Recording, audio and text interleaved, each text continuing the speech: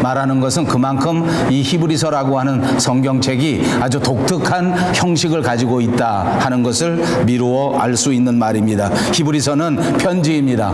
그런데 우리가 신약 성경에서 볼 수 있는 다른 편지들과는 아주 다른 형식을 가지고 있습니다. 보통 이제 다른 편지들을 보면 누가 썼다, 그리고 누구에게 쓴다, 그리고 이제 이 편지를 시작할 때 인사말로 시작하게 되는 것이 통상입니다. 그런데 이 히브리서에는 누가 쓰는지, 누가 받는지, 그리고 인사말도 전혀 없이 시작하자마자 그냥 막바로 본론으로 들어가 버리는 그런 성경책입니다.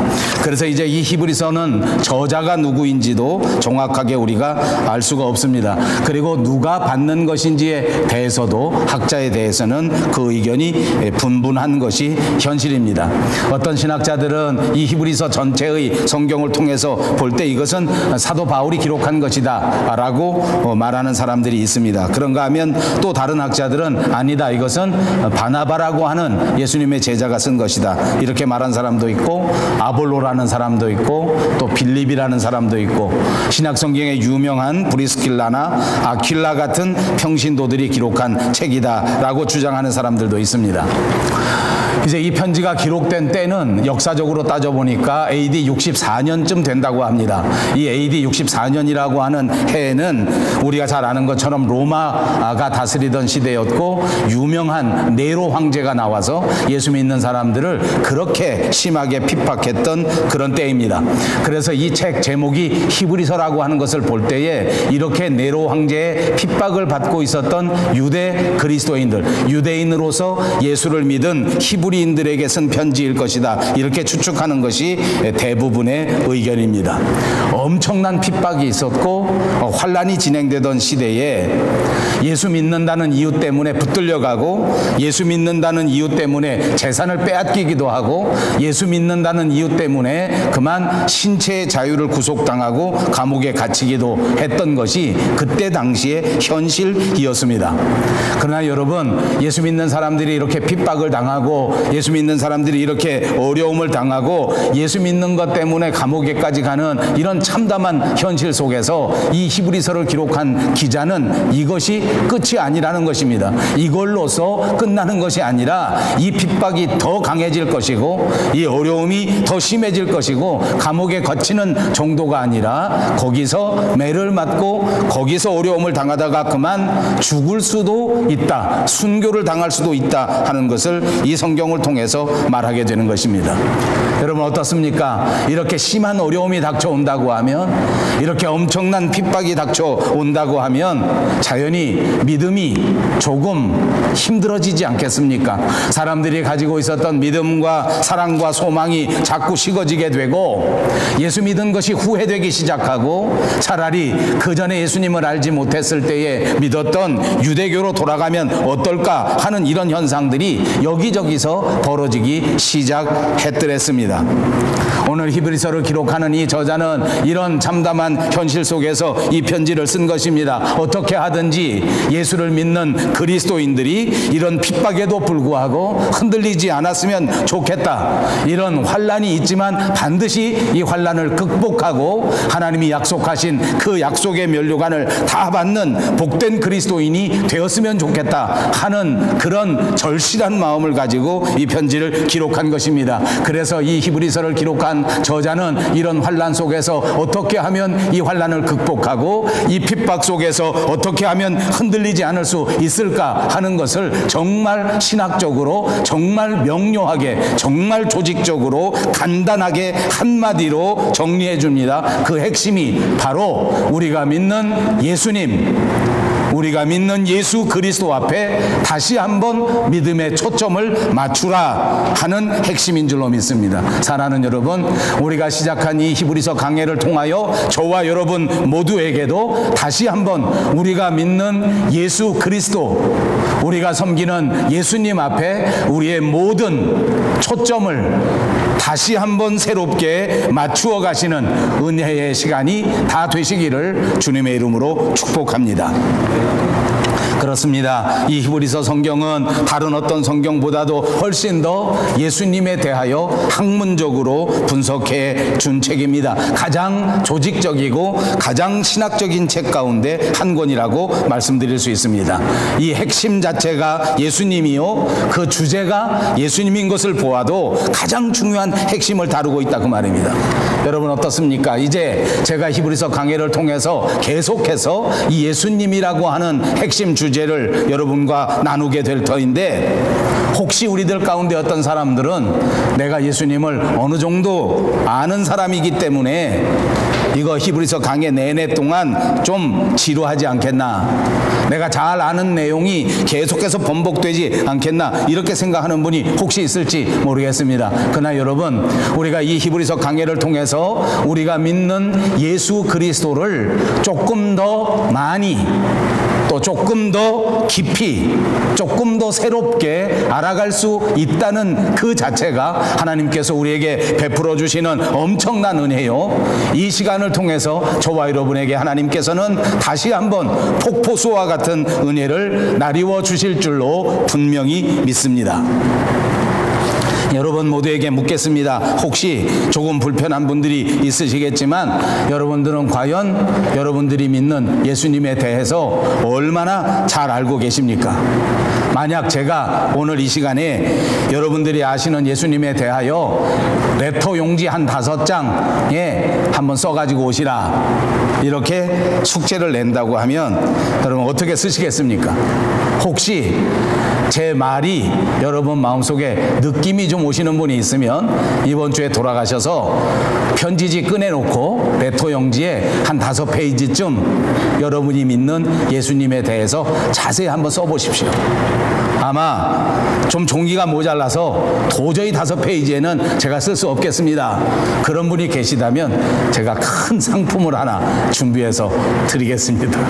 혹시 여러분들 중에 좀 불편하실지 몰라도 2페이지 이상은 못 쓰겠다, 쓰다 보니 3페이지 쓰고 나니까 도저히 쓸 것이 없다, 알긴 다 아는데 쓸 수는 없다, 이렇게 말씀하시는 분이 있으실지 모르겠습니다. 너무 실망하지 마십시오.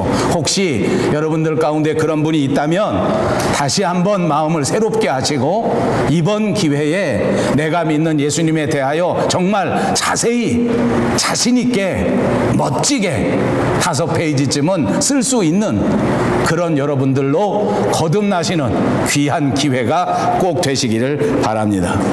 우리는 예수님을 믿는 사람들입니다. 우리는 그리스도인입니다. 마땅히 우리가 예수님이 누구신지, 예수님이 어떤 성격을 가지셨는지, 예수님은 우리에게 무엇을 약속해 주셨는지, 그분이 이 땅에 오셔서 우리를 위하여 무엇을 하셨는지, 이것쯤은 정확하게 그리고 좀 더 깊이 알아야 하지 않겠습니까? 얼마나 정확하게 여러분이 글을 쓸 수 있겠습니까? 불쌍하게도 우리들 가운데 많은 사람들이 예수님을 믿지만 예수님을 많이 알지는 못합니다. 불행하게도 우리들 가운데 많은 사람들이 예수님을 믿기는 하지만 예수님에 대하여 깊이 친하게 지내지는 못하고 있습니다. 그래서 글을 쓰라고 해도 잘 쓰지 못합니다. 또 글을 쓰라고 해도 엉뚱한 글을 써놓고 맙니다. 예수님하고 아무 상관없는, 예수님은 관심도 가지지 않는 그런 것에 집중하는 사람들도 한두 명이 아닐 것입니다. 이것은 진짜 우리 믿는 사람들의 잘못이요, 우리 믿는 사람들의 불행한 일이 아닐 수가 없는 것입니다. 다시 한번 여러분들을 축복합니다. 이제 히브리서 강해를 통하여 우리가 더더욱 예수 그리스도에 대하여 더 깊이, 더 정확하게 알아가시는 은혜의 시간이 꼭 되시기를 주님의 이름으로 축복합니다. 말씀드린 것처럼 그리스도인이라고 하면서 예수님과는 친하지가 않습니다. 예수님하고 친밀한 관계가 없습니다. 잘 알지도 못합니다. 얼마나 억울한 일입니까? 얼마나 안타까운 일입니까? 우리가 오래도록 예수님을 믿었는데 예수님을 알지도 못하고 예수님과 친하지도 않는다고 하면 그건 정말 행복하지 못한 일 아니겠습니까? 예수님은 우리에게 오셔서 당신이 길이라고 말씀해 주셨습니다. 예수님이 길이라는 것입니다. 예수님을 믿으면 당연히 예수님이 길이 되셔서 그분을 통하여 우리가 살아가는 길이 보여야 한다는 말입니다. 여러분 살아가는 여러분의 인생길에 여러분의 길이 보여지시는지 다시 한번 자문해 보시기 바랍니다. 이제부터는 내가 어떻게 살아야 하는 것인지, 이제부터는 내가 어디로 가야 하는지 그 길이 환하게 보이시느냐는 말입니다. 우리 인생길이 어디로 가야 할지를 알지 못하기 때문에 내가 살아가야 할 길이 보이지 않아서 우리는 지금도 혼란스러워하고 지금도 머리가 아프고 지금도 방황하는 거 아닙니까?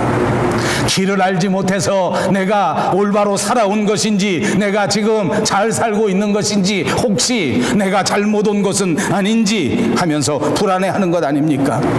사랑하는 여러분, 예수님을 믿으시면 예수님께서 보여주시는 길이 보여지게 될 줄로 믿습니다. 예수님의 길을 발견하시는 순간 우리 마음속에 평화가 넘쳐나고 예수님이 보여주시는 그 길로 걸어가는 동안 우리 마음속에는 샘솟는 기쁨이 넘쳐나게 될 줄로 믿습니다. 어떤 환경 속에서도 예수님 때문에 그 길에 들어서시기만 하면 하나님이 주시는 담대함으로 승리할 수 있게 될 줄로 믿습니다. 여러분, 여기서 우리는 다시 한번 생각합니다. 히브리서를 무엇 때문에 기록해 주셨을까? 왜 예수님에 대하여 다시 한번 이렇게 분명하게 말씀하시려고 하는 것일까?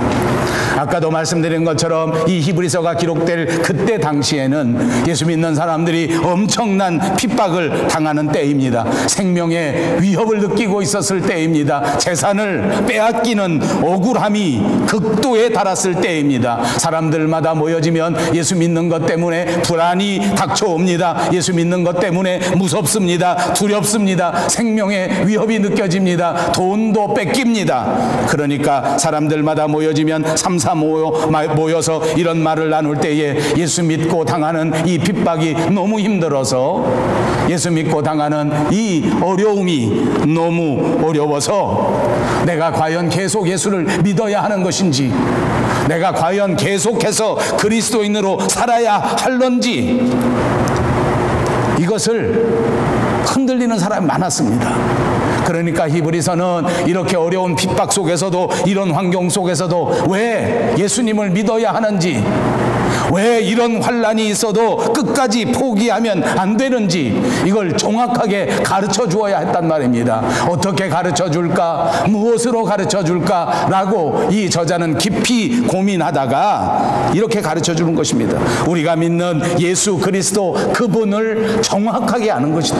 내가 믿는 그리스도를 다시 한번 분명하게 알게 되면, 그러면 이런 핍박쯤은 이겨낼 수 있다. 이런 환란이 있다고 할지라도 결코 예수님을 떠나서는 안 된다. 생명의 위협이 있을지라도 예수님을 배반하는 것은 미련한 짓이다 라고 깨달을 수 있게 되기 때문에 오늘 히브리서를 통하여 우리가 믿는 예수님에 대하여 더 깊이, 더 정확히, 더 많이 가르쳐 주려고 써놓은 것입니다.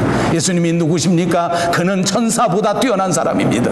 예수님은 누구십니까? 선지자보다 월등하신 분입니다. 예수님은 누구십니까? 이스라엘 사람들이 모두가 존경하는 모세보다도 훨씬 더 뛰어난 우리의 지도자인 줄로 믿습니다. 사랑하는 여러분, 이렇게 위대한 예수 그리스도를 믿는 우리들이, 이렇게 놀라우신 능력의 주님을 믿는 우리들은 어떤 환경 속에서도, 어떤 핍박 속에서도 흔들리지 않고 그분을 의지하면서 살아갈 수 있게 되는 줄로 믿습니다. 그래서 이 히브리서 기자는 이제부터 이 히브리 사람들이 알고 있는 모든 상식과 예수님을 비교합니다. 이스라엘 사람들이 가장 소중하게 여기는 위인들과 예수님을 비교하는 것입니다. 유대교에서 가장 높이 생각하는 천사, 사람들이 가장 귀하게 생각하는 천사, 그것보다 예수님은 훨씬 더 우월하신 분이다.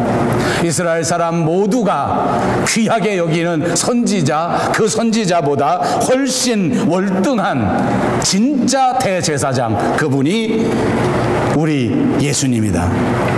이렇게 설명하는 것입니다. 그러므로 이 예수님을 떠나서는 안 된다. 그러므로 예수님을 배반하면 안 된다. 그러므로 이 예수님을 분명하게 알고 결코 흔들리지 마시라. 사랑하는 여러분, 우리가 믿는 예수님은 이 세상 그 어떤 존재보다도 월등하신 분인 줄로 믿으시기를 축복합니다. 여러분이 섬기는 그 예수님은 만물의 주인이십니다. 우리가 섬기는 예수님은 이 세상의 창조주이십니다. 우리가 믿는 예수님이야말로 저와 여러분의 인생을 구원하실 구세주인 줄로 믿으시기를 바랍니다. 이런 훌륭한 분을 믿으시면서 이런 놀라우신 능력의 예수님을 소유하셨으면서 어떻게 세상에서 흔들리고 어떻게 세상에서 두려워하고 어떻게 세상에서 주저앉아 있을 수 있단 말입니까? 이분을 생각하시고 이분을 깊이 친밀하게 교제하시면서 이분과 더불어 일어서십시오. 그리고 이분과 더불어 반드시 승리하는 여러분 모두가 되시기를 주님의 이름으로 축복합니다. 히브리서는 성경적으로 말할 때 구약 성경의 레위기와 비슷할 만큼 구약 성경에 있는 모든 제사의 제도들에 대하여 언급하고 있습니다. 아주 이 유대인들의 풍습에 익숙한 제사법에 익숙한 유대인들에게 쓰는 편지이기 때문에 그렇습니다. 사실 제사가 무엇인지 제사법이 어떤 것인지를 잘 알지 못하는 사람들에게 이런 말 해봤자 아무 소용이 없지 않겠습니까? 그러나 이 히브리서는 그 수신자가 히브리인이었기 때문에 그들이 하나님 앞에 제사 지내는 모든 방법들에 대하여 아주 친숙하게 많이 알고 있는 것입니다. 그래서 이 히브리서 기자는 말하기를 예수님이야말로 진짜 대제사장이다. 성경 66권 가운데 예수님을 대제사장이라고 부른 성경책은 히브리서가 유일한 책입니다. 대제사장은 어떤 사람입니까? 백성들을 대신해서 하나님을 뵙고 백성들의 모든 죄를 하나님의 은혜 가운데 처리해 주는 중보자, 그것이 대제사장입니다. 예수님이 바로 그런 대제사장이시라는 사실을 믿으시기를 바랍니다. 짐승의 피가 필요하지 않습니다. 예수님께서 십자가에서 흘려주신 그 보혈의 피로 우리의 모든 죄를 용서하시고 아무 상관없이 원수지간처럼 관계없이 하나님과 멀리 떨어져서 살았던 저와 여러분을 하나님과 다시 화해시켜 주신 완전한 대제사장, 완전한 중보자이신 예수 그리스도시란 말입니다. 이분은 천사보다 뛰어나시고 이분은 선지자보다 뛰어나시고 이분은 모세보다도 뛰어나시니 이분을 굳게 붙들고 이분과 꼭 함께 가시라는 당부의 말씀인 것입니다. 이 세상 그 어떤 곳에서도 예수 그리스도 밖에는 우리가 의지할 대상이 없는 것입니다. 우리가 믿고 따라갈 사람이 없는 것입니다. 결코 예수님에게서 떨어지지 마시고 예수님 꼭 붙들고 살아가시는 여러분 모두가 되시기를 주님의 이름으로 축복합니다. 예수님만 의지하십시오. 예수님을 배반하지 마십시오. 그러므로 이 히브리서는 계속해서 예수님을 붙들고 살아가라고 부탁하고 있습니다. 이 히브리서는 이 모든 성경 가운데 가장 힘있고 가장 따뜻한 성경책입니다. 본문 1장 1절 우리가 같이 읽은 성경 본문에는 옛적의 선지자들을 통하여 여러 부분과 여러 모양으로 우리 조상들에게 말씀하신 하나님이라고 말씀합니다. 이스라엘 백성들에게 선지자라고 하는 것은 정말 대단한 존재 그 자체입니다. 하나님의 말씀을 받고 하나님의 말씀을 전하는 존재인 것입니다. 이 선지자들은 나가서 자기가 말할 때 심지어는 자기가 말하면서도 자기 말이라고 하지 않고 하나님이 가라사대 이렇게 말을 시작합니다. 사람이 말을 하면서 하나님이 가라사대 이제부터 하나님의 말씀을 전한다. 정말 엄청난 일 아닙니까? 사람의 입장에서 보면 은사 중에도 최고의 은사가 하나님의 말씀을 전하는 은사가 아니겠습니까? 그런데 예수님은 어떻습니까? 이 선지자를 폐하시고 이 선지자보다 훨씬 우월하신 분이라고 우리에게 가르쳐 주고 있는 것입니다. 2절을 보십시오. 이 모든 날 마지막에는 아들을 통하여 우리에게 말씀하셨으니 이 아들을 만유의 상속자로 세우시고 또 그로 말미암아 모든 세계를 지으셨느니라. 이제는 말씀하시는 하나님이 더 이상 선지자들에게 맡기지 아니하시고 이 세상에 직접 오셨다는 것입니다. 예수님은 바로 직접 우리 가운데 오신 하나님이시라고 하는 사실을 믿으시기를 바랍니다. 우리가 같이 읽은 3절에는 계속해서 이렇게 말씀합니다. 이는 하나님의 영광의 광채시요 그 본체 형상이시라. 그의 능력의 말씀으로 만물을 붙드시며 죄를 정결하게 하는 일을 하시고 높은 곳에 계신 지극히 크신 이의 우편에 앉으셨느니라. 하나님의 본체라는 말씀입니다. 그는 죄를 깨끗하게 하시고 높은 곳에 올라가셔서 존엄하신 우리 창조주 하나님 우편에 앉으셨습니다. 바로 그분이 우리 가운데 말씀하러 오셨다는 것입니다. 바로 그분이 오늘 이 순간 저와 여러분에게 말씀하고 싶어 하시는 줄로 믿습니다. 이런 예수님을 알고도 조금 힘들다고, 조금 어렵다고 뒤돌아가 버린다는 것은 정말 어리석은 짓이라는 것, 정말 미련한 짓이라는 것입니다. 여러분, 이것은 바로 오늘날 저와 여러분이 꼭 마음속에 새겨두어야 할 가장 중요한 핵심 숙제인 것입니다. 오늘 우리가 예수를 믿는다고 해서 우리들을 재산이 뺏기기도 하고 예수 믿는다고 우리가 붙들려 가서 감옥에 잡히는 것은 아닙니다. 얼마든지 자유롭게 예수를 믿을 수 있습니다. 그러나 사랑하는 여러분, 우리가 예수를 믿어보니까 다 자유가 있는 건 아니더라고요. 예수를 믿는 순간에 우리는 다 제한을 받습니다. 비록 옛날처럼 매맞고 감옥에 갇히는 건 아니라고 할지 몰라도 여전히 이런저런 손해를 볼 수밖에 없습니다. 예수 믿는 것 때문에 손해봅니다. 귀한 시간에 이렇게 하나님 앞에 예배드리러 나오는 시간이 여러분들 소중한 시간 가운데 얼마나 손해가 되는 일인지 모릅니다.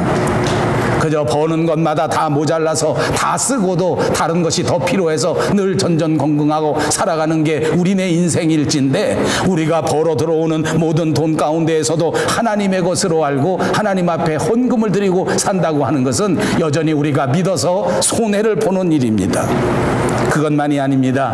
종종 예수 믿는다고 칭찬도 받고 예수 믿어 교회 다니면서 자랑스러운 일을 겪는 것도 사실이지만, 또 한편에는 교회 다니기 때문에 따돌림 당하고, 교회 다니기 때문에 놀림 당하고, 교회 다니는 것 때문에 불이익 당하는 일도 있습니다. 저는 목회하면서 봅니다. 안타까운 일은 이런 것 때문에 아주 좋은 분들이, 하나님이 선택하신 하나님의 자녀들이 그만 고민하고 더 믿어야 될까 말아야 될까, 주일날 하나님 앞에 예배드리고 직장에 나가지 않는 것이 너무나 부담스러워서 그만 교회를 떠나는 사람들이 한두 명이 아닙니다. 피해보는 것 때문에 어느 한 종교만 믿는 것이 세상 사람들에게 잘못 보여지는 것이 있기 때문에 이리 재보고 저리 재보다가 그만 교회를 포기합니다. 그리고 교회도 갔다가 절에도 갔다가 이슬람 사원에도 갔다가 이런 사람이 얼마나 많은지 모릅니다. 제가 아는 분들 가운데 정치를 하시는 분들은 대부분 그렇습니다. 어느 한 교회만 다닌다 그러면 요즘 세상에는 표 받기가 어렵답니다. 또 이런저런 비난에 시달립니다. 그러니까 이번 주에는 절에 가고 다음 주에는 교회 가고 그 다음 주에는 성당 가고 이러는 분들이 제 주변에도 한두 명이 아닙니다. 여러분, 마귀는 우리를 예수님에게서 떨어뜨려 놓으려고 합니다.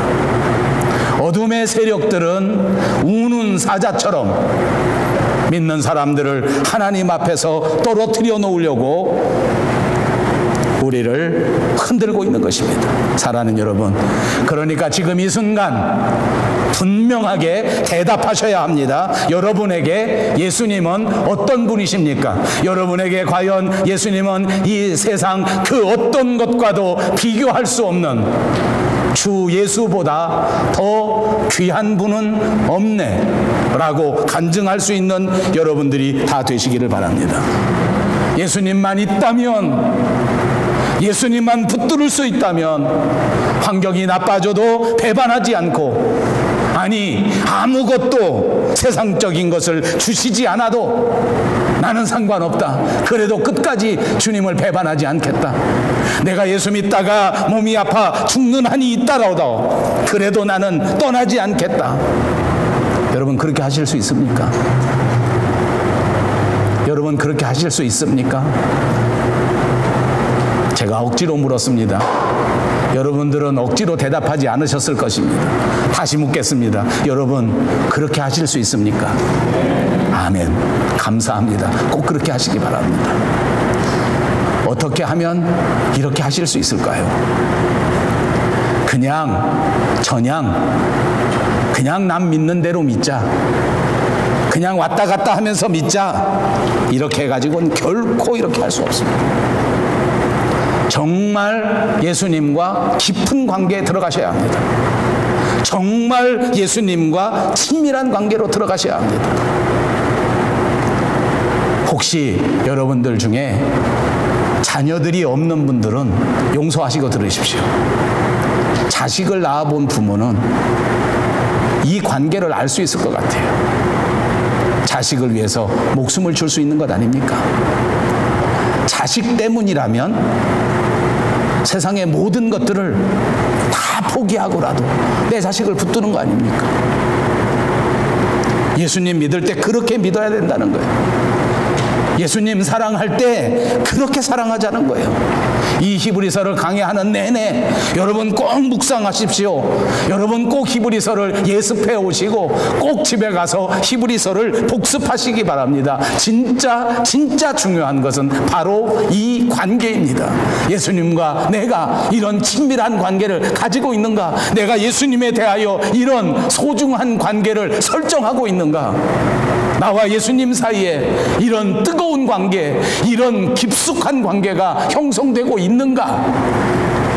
반드시 점검하시고 꼭 깊은 관계에 머무시기를 주님의 이름으로 축복합니다. 또 여러분 불편한 질문 하나 하겠습니다. 대답하지 마십시오. 결혼하셨습니까? 아내들이 생각할 때 남편에 대해서 좀 아시는가? 이렇게 물으려는 것입니다. 아내 여러분에게 묻고 싶습니다. 여러분과 같이 사는 남편 얼마나 아십니까? 자식 얘기 나왔으니까 묻겠습니다. 여러분 자식 얼마나 아십니까? 저는 이민 와서 살아보니까 이게 진짜 쉬운 일이 아니더라고요. 저는 6남매 중에 막내로 자랐습니다. 그리고 여기 밴쿠버에 와서 저보다 10살 터울 위에 있는 형도 만나고 저보다 3살 터울 돼 있는 위에 형도 만났습니다. 서로 결혼하고 한참 지난 다음에 저도 여기를 40대 후반에 왔으니까 올 때에 또 저희 형들이 여기 오고 오래간만에 만났습니다. 어렸을 때 같이 자랐고 다 살았지만 서로 결혼하고 형들이 결혼해 나가고 저는 그때도 중학생, 고등학생 이때 다 나가셨기 때문에 형에 대해서 잘 모르고 오래간만에 만났어요. 그래 여기 와서 다 만나서 형제지간의 마음은 밤새도록 이야기꽃을 피웁니다. 옛날 얘기를 합니다. 저는 저희 형제 같이 자라난 형제가 이렇게 동생을 모른다. 얼마나 깜짝 놀랐는지 몰라. 우리 형들은 나를 모르더라고요. 내가 어렸을 때 뭘 좋아했는지 하나도 몰라. 저들 좋아하는 것만 알아. 밥 먹을 때도 저 좋아하는 것만 알아. 동생이 뭐 좋아하는지 몰라. 그러니까 신경도 안 써. 저 좋아하는 것만 먹어. 형이란 놈들은 믿을 놈이 못 돼. 아바씨. 웃자고 한 소리입니다. 용서하시고 들으십시오. 자식을 길렀습니다. 자라납니다. 30살이 되고 40살이 되고 50살이 되었습니다. 이제 어머니 아버지는 90살이 되고 돌아가실 날이 가까워집니다. 50살이 넘은 아들이 90살 된 어머니 앞에서 불평하고 불만합니다. 내가 자라날 때 엄마한테 이렇게 섭섭했는데 엄마 아셨어요? 기가 막힐 일입니다. 내 속으로 나온 내 자식이 내 마음을 몰라줍니다. 여러분 아십니까? 옛날 우리 조국 한국에 있었던 TV 이야기입니다. 저는 이 이야기를 설교에서 수없이 많이 합니다. 왜냐하면 이 이야기, 이 텔레비에서 본 광경이 이게 떠나질 않기 때문입니다. 얼마나 재밌는지 모릅니다. 여러분 중에 많이 아시는 분들이 있을 겁니다. 또 한 번 더 하겠습니다.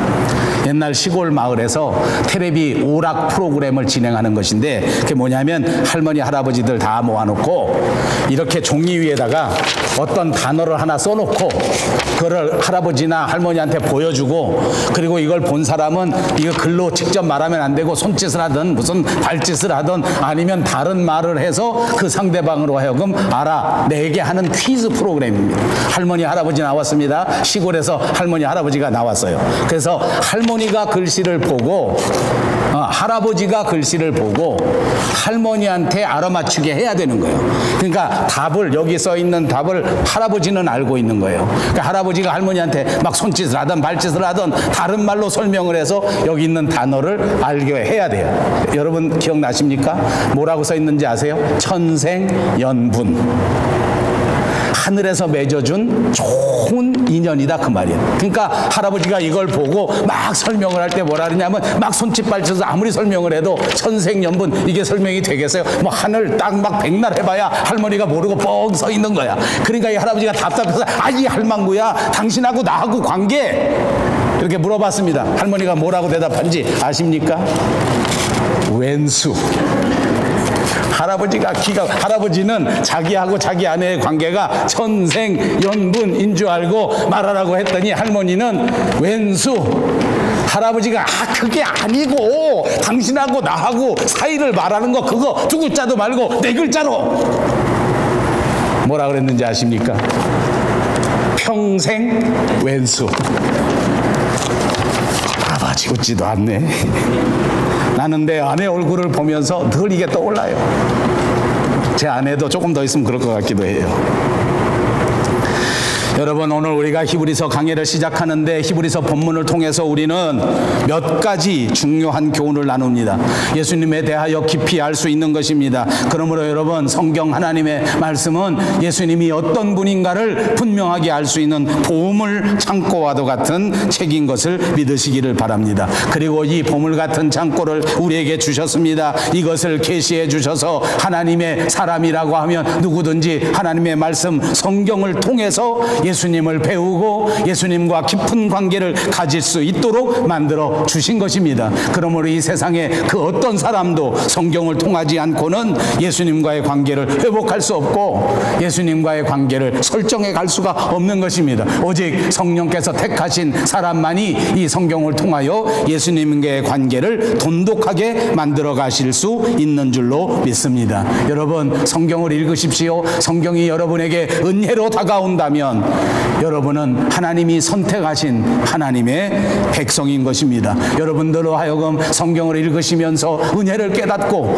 예수님과 더 깊은 관계, 천생연분의 관계로 가도록 우리에게 은혜로 주신 것이다 그 말입니다. 이렇게 소중한 보물 창고를 절대 없이 여기지 마시고 소홀하게 여기지 마시기를 바랍니다. 꼭 성경을 묵상하시고 깊이 읽으셔서 그 말씀 가운데 가르쳐 주시는 예수님을 발견하고 그분을 믿을 수 있는 축복된 여러분들이 꼭 되시기 바랍니다. 1절 2절의 옛적의 선지자들을 통하여 여러 부분과 여러 모양으로 우리 조상들에게 말씀하신 하나님이 이 모든 날 마지막에는 아들을 통하여 우리에게 말씀하셨다.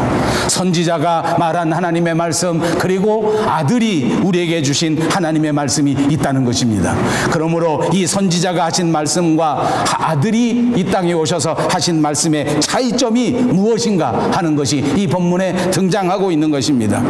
당시 유대인들 중에는 예수님이 하나님의 아들이라는 것을 믿지 않았습니다. 그냥 예수님이 엘리야 같은 사람, 예레미야 같은 그런 선지자 가운데 한 사람이었다라고 생각하는 사람들이 많았습니다. 그러므로 오늘 이 성경 말씀은 유대인들에게 정말 중요한 것입니다.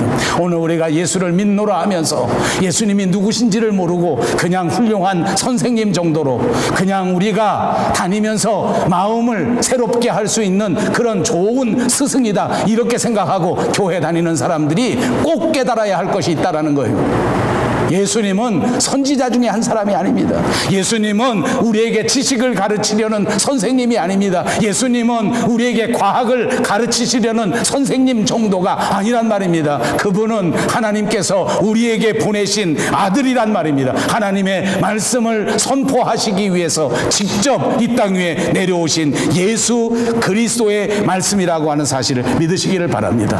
그분은 하나님의 말씀을 대언하는 존재가 아닙니다. 그분 자체가 하나님의 삼위 가운데 한 분으로서 그 입에서 나오는 말씀이 하나님의 말씀인 줄로 믿으시기를 바랍니다. 그리고 이 1절 2절에 말하기를 이 모든 날 마지막이라고 말씀해 주셨습니다.